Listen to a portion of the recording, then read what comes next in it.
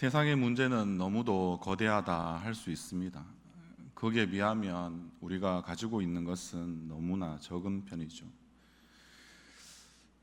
우리 대한민국의 청년들도 실업자의 수가 아마 최근에 이 말씀 때문에 다시 한 번 더 통계청의 수치를 보았었는데요.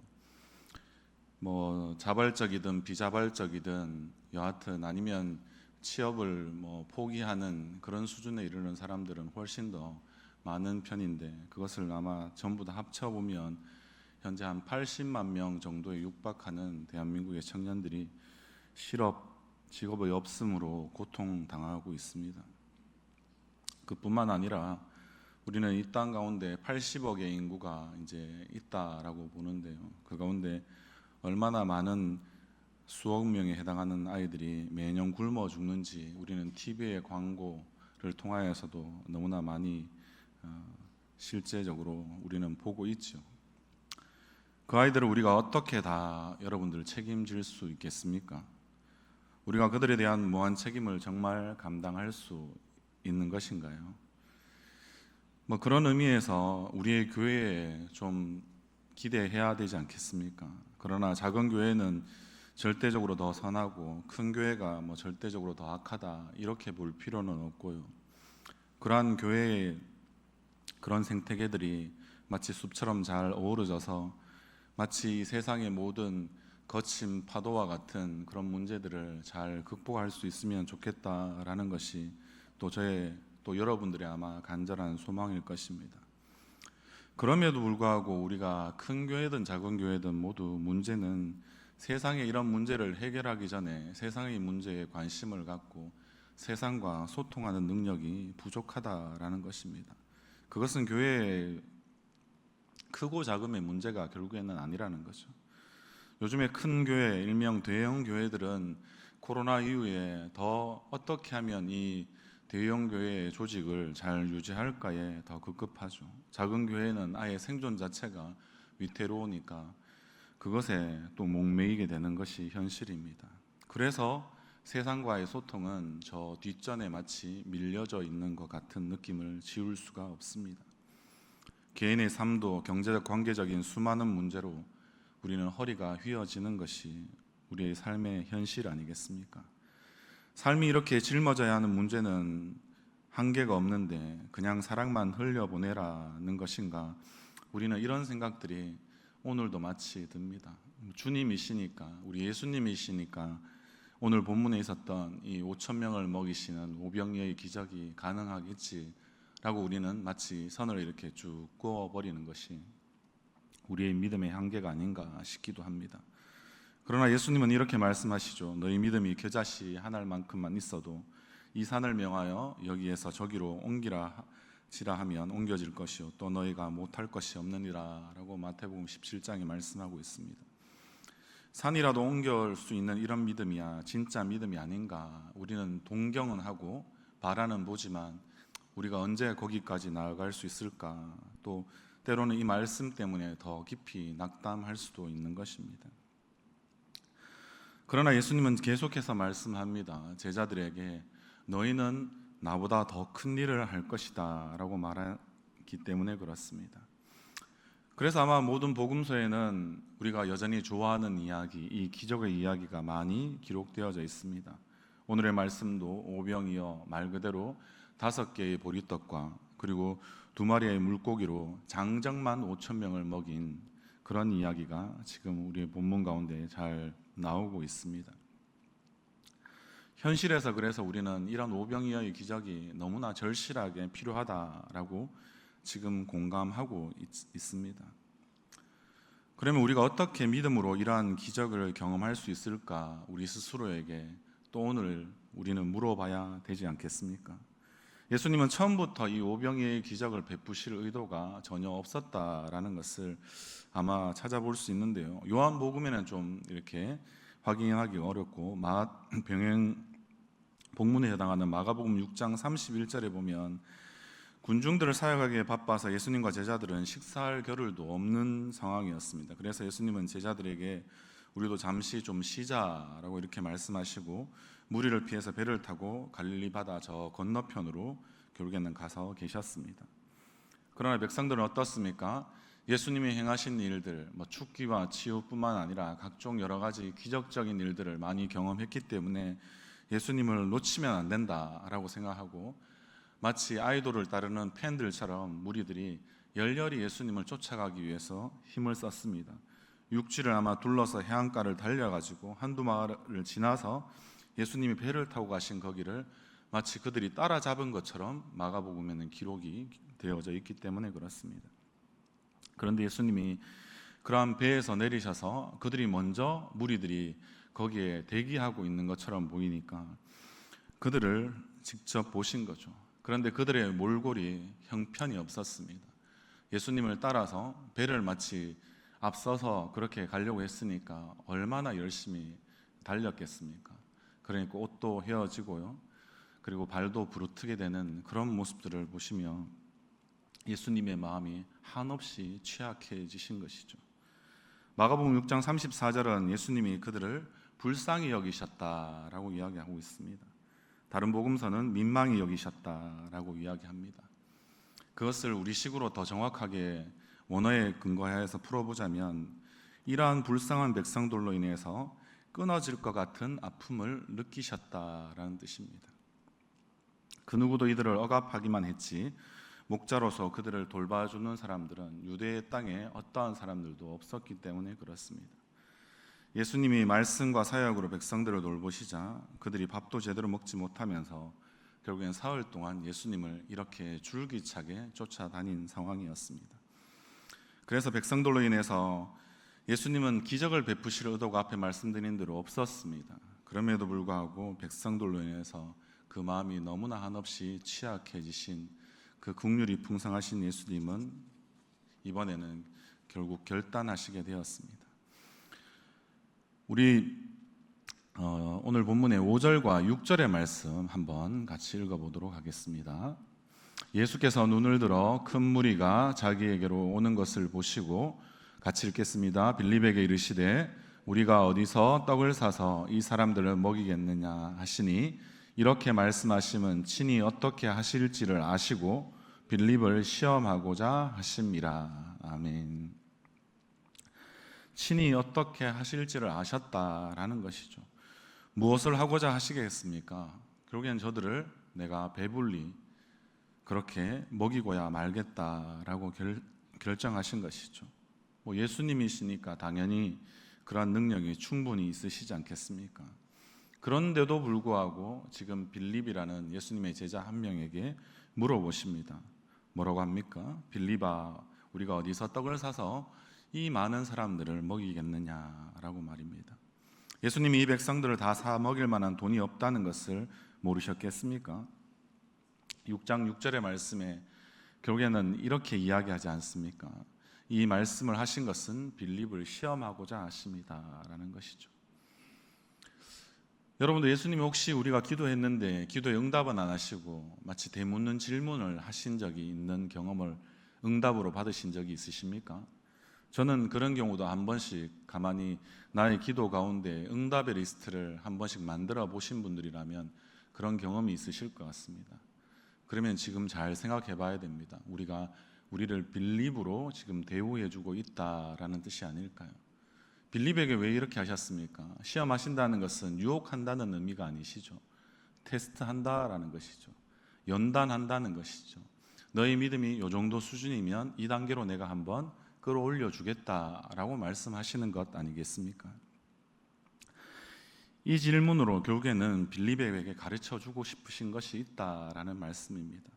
바로 믿음으로 이 땅을 하나님 나라로 만들어가는 방법이다라는 것이죠. 빌립은 제자들 중에 이런 질문을 받은 이유가 가장 이성적인 제자가 아니었나 싶습니다. 베드로는 우리가 너무나 잘 알다시피 감성파 아닙니까? 욱하면 뭐라도 이야기하고 성령의 감동도 잘 왔다가 또 이제 마귀의 이끌림도 잘 당하는 그러한 스타일인데, 빌립은 그런 사람은 아니었기 때문에 그렇겠죠. 그래서 아마 가장 뛰어나고 이성적인 사람이 빌립이 자신 스스로 여러 가지 통계의 작업들을 정확하게 마치고 그리고 조사하고 계산을 딱 해보니까 결국에는 장정만 5,000명이다라는 것은 유대인의 계산법에서는 거기에 곱하기 4를 해야 되겠죠. 여자나 아니면 아이나 뭐 노인까지 숫자를 대충 다 합쳐보면 아마 2만 명쯤 되는 숫자가 됩니다. 그래서 그의 표현대로 각 사람으로 조금씩 먹게 할 수 있는 가장 값싼 음식이 무엇인가, 오늘날의 화법으로 한번 바꿔보면 좋겠습니다. 뭐 요즘에 성경학교나 수련회를 많이 할 때 뭐 필수 간식처럼 그렇지 않습니까? 햄버거를 먹인다 이렇게 한번 생각해 보십시오. 뭐 세상에 어느 나라에 가도 맥도날드 가게는 다 있으니까요. 그래서 일명 뭐 경제 통계를 만들 때도 맥지수라는 게 따로 있습니다. 각 나라의 햄버거 가격이 얼마 정도 되느냐에 따라서 그 나라의 물가나 경제의 수준을 판단하는 그런 것들이 맥지수라고 하죠.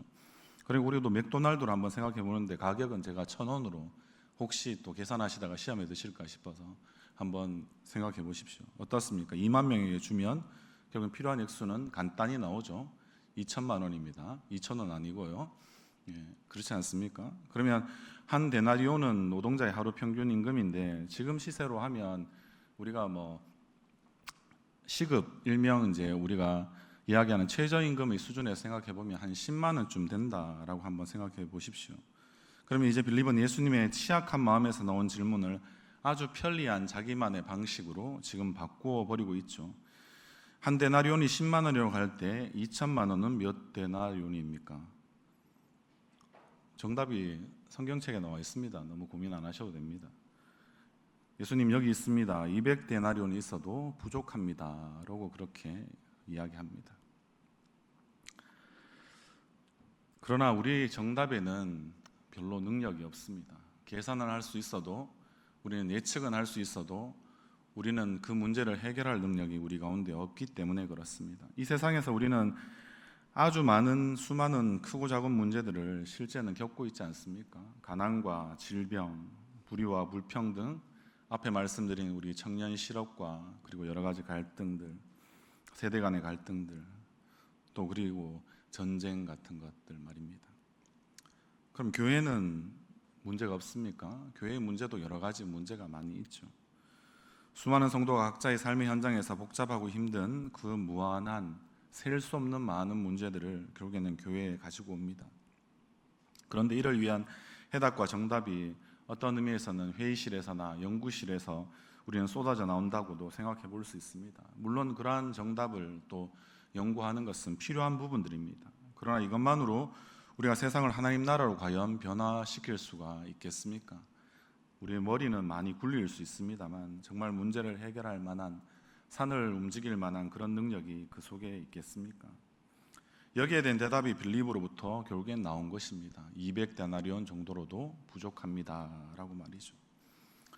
우리가 그런 돈이 어디 있겠습니까? 그래서 우리는 반문합니다. 예수님께도 이런 돈 있으십니까? 예수님, 우리가 기도할 때 때로는 그냥 돌직구를 예수님께도 날릴 때가 있지 않습니까?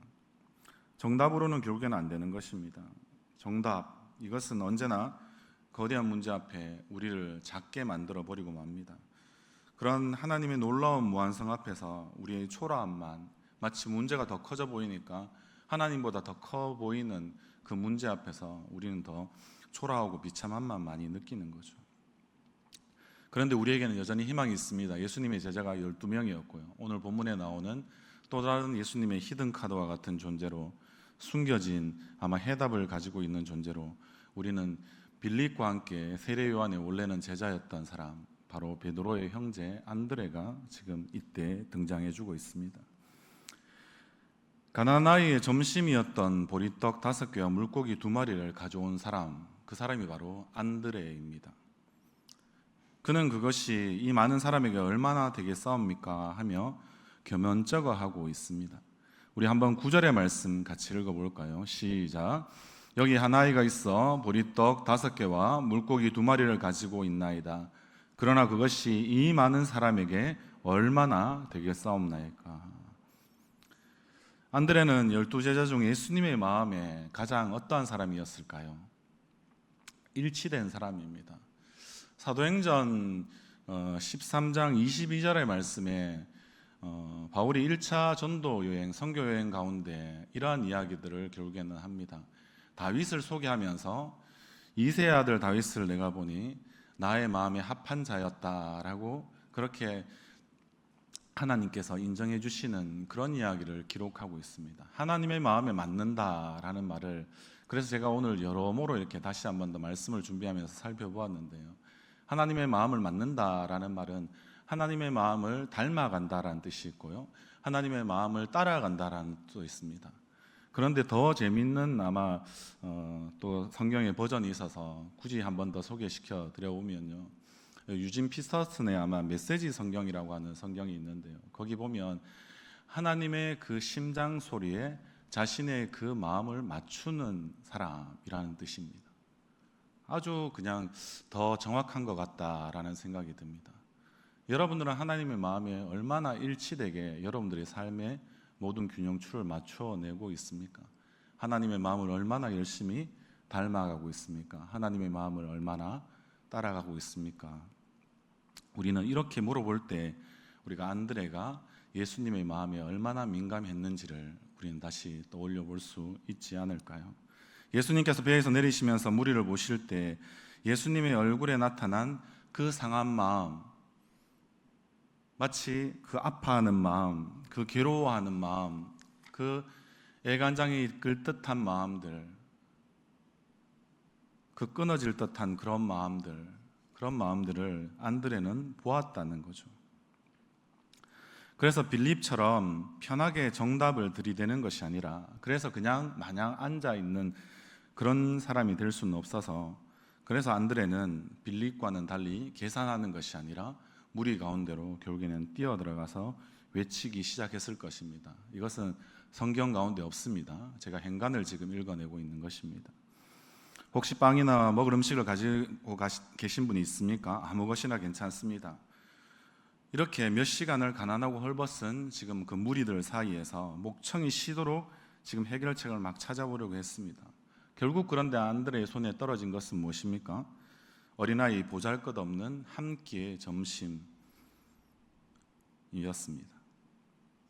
적어도 예수님께 드려도 민망하지 않을 정도, 그래서 좀 예수님의 그 상한 마음에 좀 위로가 되었으면 좋겠다라는 마음으로 그가 아마 많은 시간 어떤 의미에서는 거기에 돌아다녔을 것입니다. 그런데 고작 손에 들린 것은 물고기. 이 물고기의 헬라어 원어의 뜻은 옵사리온이라는 뜻인데요, 너무나 작아서 시장에서 상품 가치가 없어서 팔 수가 없는 것입니다. 어부들이 버린 그런 물고기였습니다. 보리떡도 우리의 쌀떡과는 당연히 다르겠죠. 결국에는 거칠고 맛이 없어서 부자들이나 똑똑한 사람들이나 이런 사람들은 거들떠도 보지 않는 그런 가난한 사람들이나 먹는 그런 떡이었습니다. 그야말로 정말 가난한 아이의 볼품없는 점심에 해당하는 그러한 오병이어 보리떡 2개와 물고기 2마리와 보리떡 5개를 결국에는 이렇게 안드레는 주님 앞에 마지 못해서 아마 손이 너무 지금 제처럼 아마 부끄러웠을 겁니다. 그래서 막 이렇게 하면서 드렸을 것 같습니다.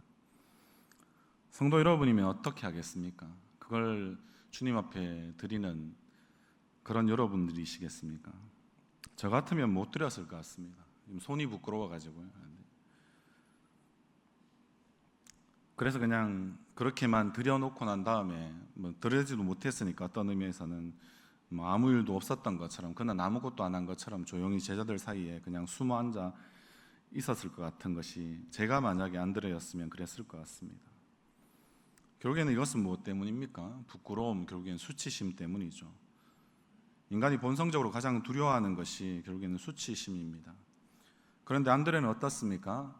저와 다르게 어떤 의미에서는 여기에 계신 분의 또 다른 분들은 저와 다른 선택을 하신 분들과 같은 마음으로 결국에는 예수님 앞에 나아가서 보잘것없는 이 오병이어를 완전히 꺼내놓죠.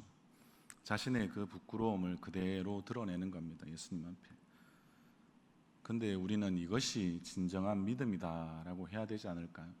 우리의 보잘것없는 모습 그대로, 있는 모습 그대로 주님 앞에 우리 자신들을 드러내는 것이야말로 뭔가 변화의 조짐이 그 가운데 있지 않을까 싶지 않습니까? 수치심에도 불구하고 오병이어를 내놓은 이 안드레의 믿음의 본질은 결국에는 무엇이겠습니까? 예수님이 빌립에게 시험하신 이유는 빌립 또한 그 자신을 이와 같이 믿음의 본질을, 그가 믿고 있는 바를 드러내주기 위함이었습니다. 이 세상에서 믿음으로 천국을 세워가는 것은 결국 인간의 방법은 아닙니다. 인간이 어떻게 한 것입니까? 안드레처럼 보잘것없는 것이라도 주님 앞에 드러낼 수 있는 그 인간의 참된 믿음 아니겠습니까? 그런데 이 믿음에는 앞에 말씀드린 대로 여전히 주님 앞에 우리가 그 자신을 드러내는 것을 부끄러워하는 마음, 그 수치심과 또 그 수치심을 자꾸 일으켜주는 그 두려움이 우리 가운데 있다라는 것입니다. 그러면 도대체 안드레는 어떻게 이런 믿음을 얻게 되었을까? 우리는 요한이 우리에게 의도적으로 지금 이 본문을 기록하면서 질문하고 있다라고 볼 수 있습니다. 다른 말로 이 질문을 바꿔보면 어떻게 안드레는 빌립과 달리 예수님이 일하시도록 그 오병이어를 믿음으로 드릴 수 있었는가라고 묻는 것이 정확한 질문이겠죠. 바로 아픔의 현장에서 다른 사람 앞에, 그 고통받는 사람 앞에 서보았기 때문이었습니다. 빌립은 그냥 앉아서 계산만 하고 있었지 않습니까? 200데나리온 될 쯤 하는데 그것도 부족할 수 있다라고 말이죠. 그런데 안드레는 백성들이 있는 그 현장 그곳으로, 그들이 아파하고 헐벗고 굶주리고 있는 그 장소로 달려가서 답을 찾으려고 했기 때문에 그렇습니다. 그들의 얼굴을 딱 마주 볼 때 안드레는 어떤 생각이나 그 가운데 마음이 들었을까요? 백성들의 그 찢어진 가난과 아픔과 그것들을 결국에는 그의 눈과 귀와 심장으로 그들을 지금 체험하고 있기 때문에 그렇습니다. 안드레가 이 처절한 백성들의 아픔의 현장에서 결국에는 발견한 것이 있습니다. 그는 예수님의 마음에 마치 민감했던 것처럼 그 백성을 향해서 슬퍼하시는 하나님의 아픔을 그도 동감하게 된 것이었죠. 그 하나님의 아픔이 결국에는 자신을 찌르고 자신의 아픔이 되는 순간에 백성들을 먹이는 문제는 어떤 문제가 되었을까요? 빌립처럼 객관화시키고 좀 멀리서 그렇게 생각해보고 뭐 돈이 좀 부족하니까 어쩔 수 없네 라고 포기하는 마음이었을까요? 그렇지 않았을 것입니다. 예수님만의 이제는 문제도 되지 않고 결국 안드레 자신의 문제가 되어버린 것이죠. 마치 우리의 가족이 아프면 차라리 내가 아픈 것이 낫다라고 생각하는 그런 마음이 안드레에게 들었기 때문에 그렇습니다. 내 자식과 마치 친척이 옆에서 죽어가는데 돈이 있느냐 없느냐 이런 것이 과연 문제가 될 수 있습니까? 자신의 영혼을 갈아 넣어서라도 어떻게든 한번 살려봐야 되지 않겠느냐고 고래고래 우리는 소리치지 않겠습니까? 그래서 이 안드레는 예수님께 가서 그래서 그 보잘것없는 오병이어를 보이면서 예수님께 이렇게 이야기하고 있는 것 아니겠습니까? 예수님, 이것이 이 많은 사람에게 얼마나 되겠사옵나이까? 라는 것은 성경에 나와 있는 내용입니다. 그러나 뒤에는 뭐라고 더 붙이고 있겠습니까? 그렇다고 주님, 이것을 아무것도 안 하고 그냥 기다릴 수 있겠습니까? 이것을 가지고 뭐라도 해봐야 되지 않겠습니까? 저들 보십시오 라고 말하지 않았을까요? 우리가 믿음을 세상과 소통하여 믿음으로 세상을 변화시키기 위해서 우리가 가야 할 곳이 있습니다. 하나님이 일하시는 곳은 결국 어디겠습니까? 오늘의 말씀이 우리에게 힌트를 주고 있지 않습니까? 이 땅의 아픔과 고통의 현장이다라고 말이죠. 그래서 그 아파하는 사람들의 그 아픔을 우리가 결국에는 우리 안으로 받아들일 때 우리는 내 안에 쳐놓은 어떤 의미에서는 울타리에 이 편안함을 우리가 자꾸 불편하고 거북하게 만들어낼 때 우리의 믿음이 결국에는 우리는 주님 앞에 우리를 이끌어 간다라는 사실을 아는 것입니다. 이것을 사도 바울은 이렇게도 표현하였습니다. 사랑으로 역사하는 믿음이다라고 말이죠. 저도 이 표현이 잘 이해가 되지 않았는데 요즘에 계속 이런 믿음에 대해서 고민하면서 믿음과 사랑은 과연 어떤 것일까? 어떤 사람들은 또 믿음과 소망은 어떤 관계일까? 사랑과 소망은 어떤 관계일까? 우리는 믿음, 소망, 사랑을 잘 알고 있는데 그 중에서 믿음과 사랑의 관계를 우리는 이렇게 바라보는 것이 가장 정확하지 않나 싶습니다. 사랑으로 역사하는 믿음으로 결국에는 계속해서 우리를 주님 앞으로 그 믿음이 이끌어 준다라는 것입니다. 사랑하는 성도 여러분, 그래서 어떻습니까? 우리는 세상의 많은 거대한 문제들이나 아픔 같은 것들을 우리는 만났을 때 우리 스스로는 어떻게 생각합니까? 우리 스스로 그냥 철저하게 계산해보고 우리의 이성의 논리를 펼쳐보면 펼쳐볼수록 우리는 그것에 그냥 외면해버립니다.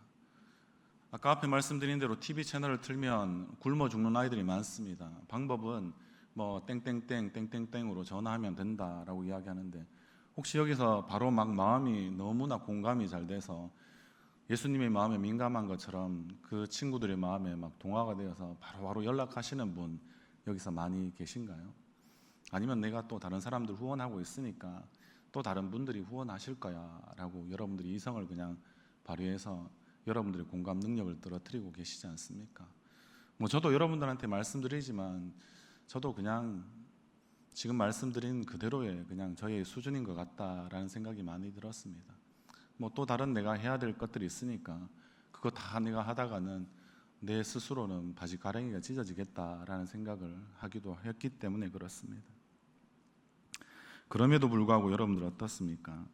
그런 아픔을 외면하지 않을 수 있는 이유는 결국에는 하나님의 무한한 긍휼하심, 그 아파하심이 나의 이 유한하고 자기 믿음이란 틀에 갇혀 있는 나 자신을 온전히 무너뜨려 줄 때, 그때 비로소 나의 사랑으로 역사하는 믿음이 그 가운데 크게 나를 요동치게 만든다라는 사실을 저는 이해했기 때문에 그렇습니다.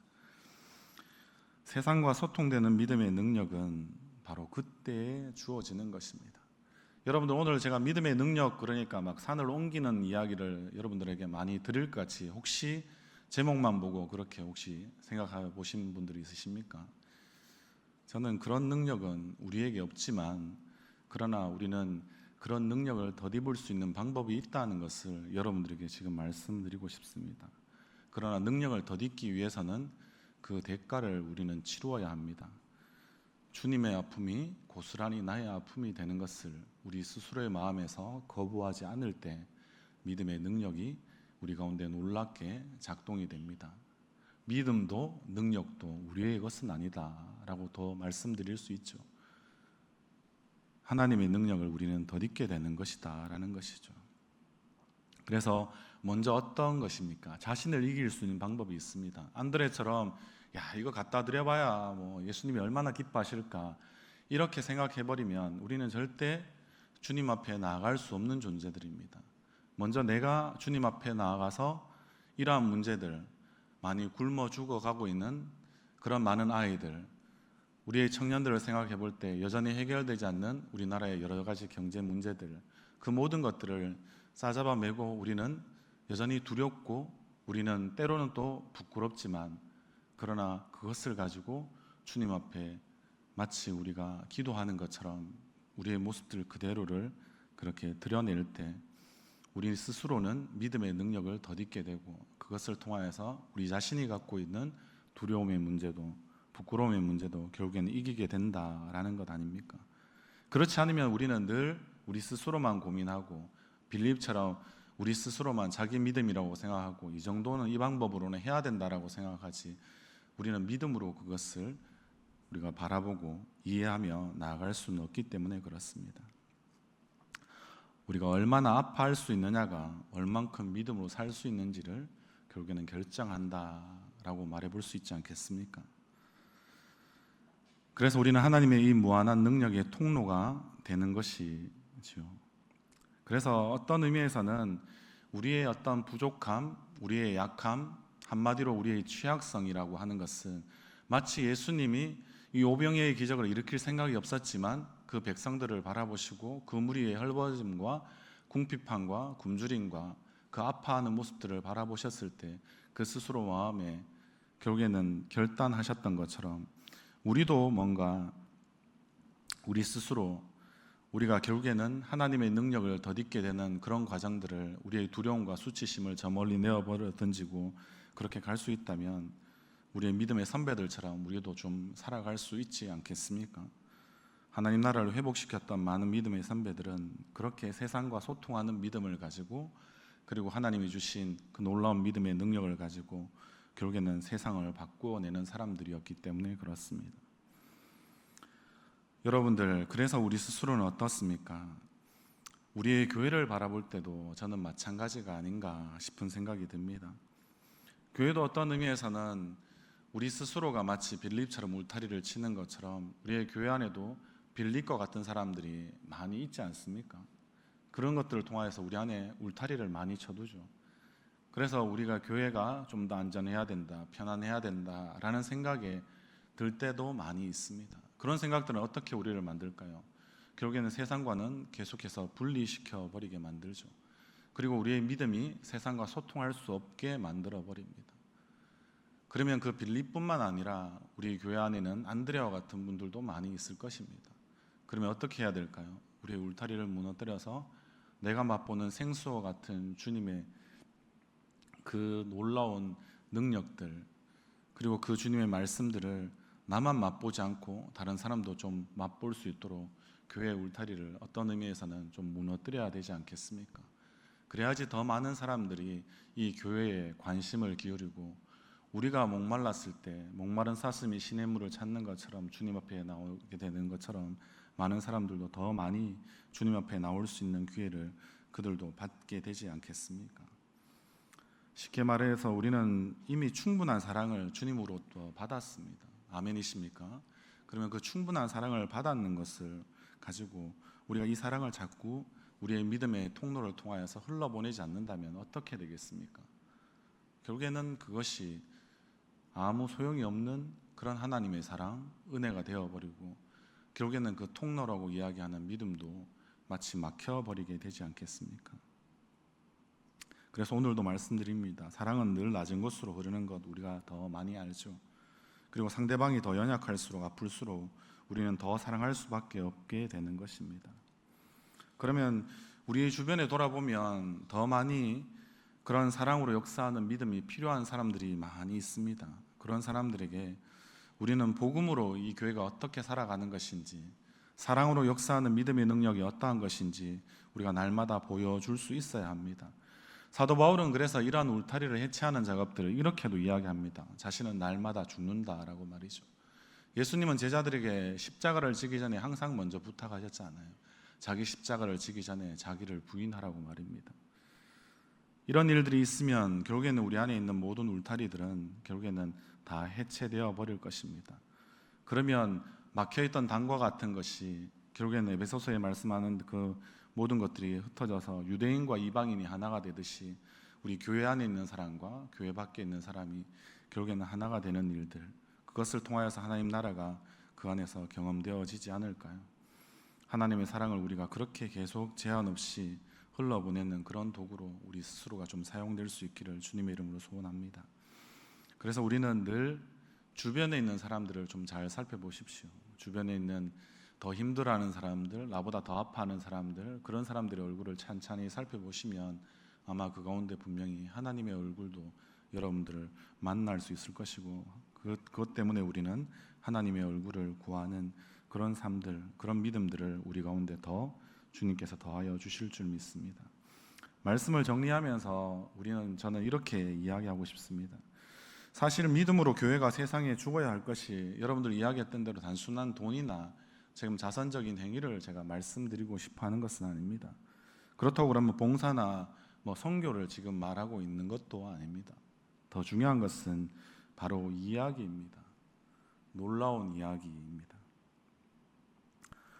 우리의 이야기가 아니라 세상 속에서 그들이 꼭 들어야 하는 그런 놀라운 이야기를 저는 우리가 써내려갈 수 있는 사람들이 되면 좋겠다 싶습니다.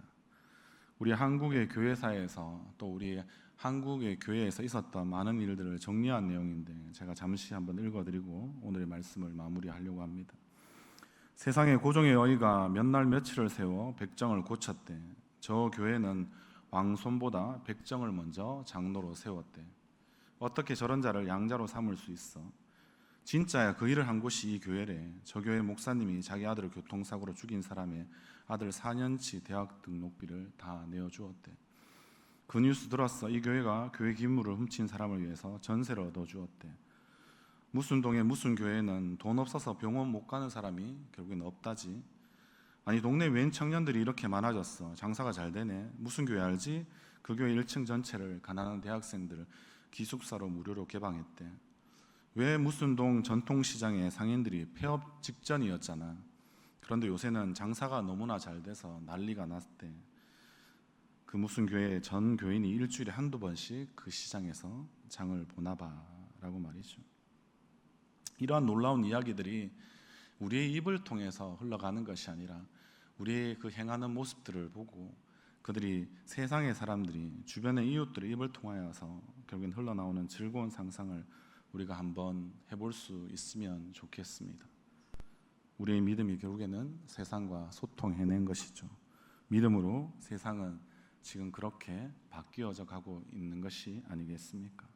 하나님 나라가 세상 가운데 임하고 하나님 나라를 살아갈 수 있는 그런 굳은 믿음의 능력자들 되시는 우리의 성도님들 다 되시기를 주님의 이름으로 소원합니다.